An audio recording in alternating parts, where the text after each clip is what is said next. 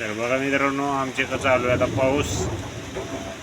बघू शकताय उन्हाळ्यामध्ये पावसाळ्याचं वातावरण झाले आणि आता आजच्या घडीला बघू शकता आता उन्हाळा किती चालू व्हायला लागला आहे आणि ह्याच्यामध्ये पाऊस यायला लागला आहे आणि माणसाची तर हाल काय विचारूच नका. तर गेवडे काढलेले आहेत आणि गेवड्याचं नुकसान व्हायला लागले. एकतर झाकण्यासाठी चवळे नाहीत आणि पाऊस बघू शकताय वातावरण कसलं झाले आणि एकदा जर भिजला घेवडा तर घेवड्याला तर काय पुन्हा विशेष नाही, नासूनच जाते बघा ती त्यासाठी. तर बघा आता झाकण्यासाठी माणसाची गर्दी आणि हे आंबे तर बघू शकताय. आंबे आता बरेचसे गळालेत, आता पाऊस चालू आहे. नाही तर तुम्हाला तिथं बाहेर जाऊन दाखवले असते.